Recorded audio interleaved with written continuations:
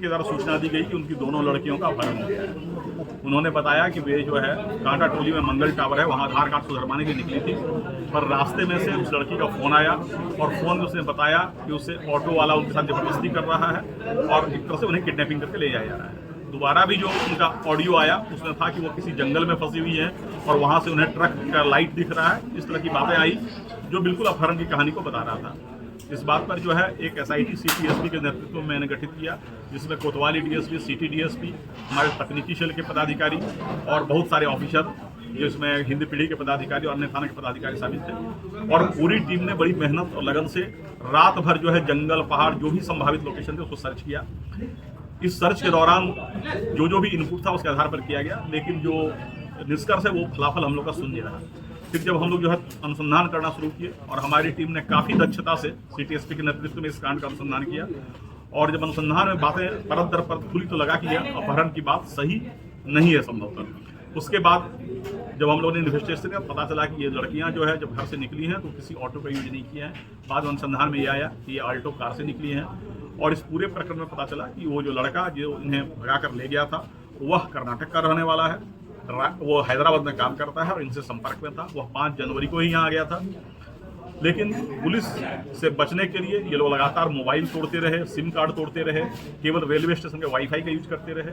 इस पूरे अनुसंधान के दौरान रांची पुलिस ने कई ट्रेन को सर्च किया, जिसमें से Palamu express, Shaktipunj express, Kamayani express, Gangavati express, Mandapam express, इस तरह बहुत सारे ट्रेन को सर्च किया गया। RPF के सहयोग से और वहाँ के स्थानीय पुलिस के सहयोग से कई स्टेशनों का CCTV फुटेज खंगाला गया, और एक जबरदस्त मेहनत जो है रांची पुलिस की टीम के द्वारा किया गया, और अल्टीमेटली कर्नाटक पुलिस के सहयोग से हम लोगों ने इसे कर्नाटक में गंगावती में अभियुक्त को भी पकड़ा और इन लड़कियों को बरामद किया। हम लोग अभी जो है इन लड़कियों से पूछताछ कर रहे हैं कि पूरा प्रकरण कैसे हुआ। इन लड़कियों ने इतने बात स्वीकार किया कि जो ऑडियो उन्होंने बनाया था वो मुख्य अभियुक्त के बहकावे में बनाया था, और उसमें उनके साथ ऐसी कोई बात नहीं हुई थी कि उन्हें कोई जबरदस्ती ले जा रहा है। हम लोग पूरे मामले की छानबीन कर रहे हैं, और कुल मिलाकर जो 5 अभियुक्त इसमें शामिल थे, जो पूरे प्लानिंग में और पुलिस से बचने में उन्होंने सहयोग किया, उन सबों को गिरफ्तार किया गया है और हम लोग आगे का अनुसंधान कर रहे हैं। अभियुक्त कहाँ से हैं सर, कहाँ के लोग हैं? अभियुक्त एक जो है वो कर्नाटक के रायचूर जिले का है, जो मुख्य अभियुक्त है मोहम्मद इस्माइल। इसके अलावा हिंदी पीढ़ी के 2 अभियुक्त हैं। इसके अलावा एक चितरपुर का अभियुक्त है और एक गढ़वा नगरोटारी का अभियुक्त है।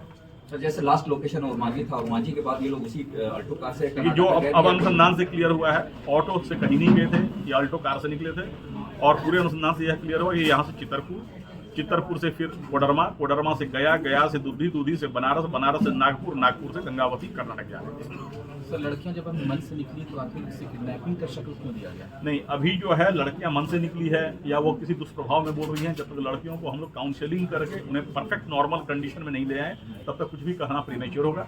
और दूसरी बात है कि जिस तरीके से पूरे प्रकरण को रचा गया, झूठी बातें फैलाई गई, लड़कियों को लगातार उनके गार्जियन के कस्टडी से बाहर ले जाकर लगातार ट्रेन पर ट्रैवल कराया गया, ये अपहरण की बात है। सर जो ऑटो चालक है जिसके बारे में वायरल हो रहा था, या फिर उनका कहना है कि मेरा मान सम्मान को ठेस पहुंचा, मेरे से कोई ये भी नहीं लिया गया और उसका वायरल किया गया और हमको बदनाम किया गया, इससे वो ऑटो वालों पर भी जो है विश्वास कम हुआ लोगों का। इस तरह उस बात की हम लोग छानबीन करें, उस प्रकरण पर क्या क्या कार्रवाई। अभी हम लोग का मुख्य ध्यान अनुसंधान पर केंद्रित था, बाकी जो बातें फैली और अफवाह फैली उसके बारे में हम लोग अलग से छान। सर वापस लाने में किनका सहयोग रहा?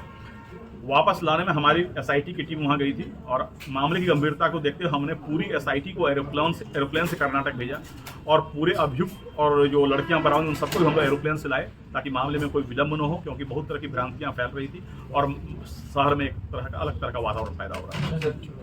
जिस तरह से ये लोग सोची समझी ये प्लानिंग के तहत ये कार्य की है, पुलिस को गुमराह किया गया, गार्जियन को गुमराह किया गया, उसके लिए भी कानूनी प्रावधान है, और अगर ऐसा लगे तो लोग कानूनी प्रावधान के तहत उसमें कार्रवाई करेंगे। सर राज्य के मुख्यमंत्री हेमंत सोरेन इसमें संज्ञान लिए। माननीय मुख्यमंत्री का शुरू से निर्देश था कि इस कांड को उच्च प्राथमिकता दी जाए और किसी भी तरीके से सबसे पहले लड़कियों को बरामद किया जाए, और माननीय मुख्यमंत्री के निर्देश के आलोक में ही मैंने SIT का गठन किया था, और SIT ने काफ़ी अच्छा काम किया। सर अगर लड़कियों का इन्वॉल्वमेंट इसमें हुआ तो उनके साथ क्या किया जाए? कानूनी कार्रवाई उसके लिए प्रावधान है। अगर आप जो है पुलिस को झूठी सूचना देते हैं उसके लिए भी कानूनी प्रावधान है। लड़का लड़की जो है वो कितने दिनों से मतलब संबंध है? वो उनके आपसी संबंध के बारे में अभी कुछ भी कंक्लूसिवली कहना उचित नहीं होगा। हम लोग उस बिंदु पर छानबीन कर रहे हैं, बरामदगी हो गई है, बाकी बिंदुओं पर हम जब पूरी तरह से निष्कर्ष पर पहुंचेंगे तब बताएंगे। ठीक है।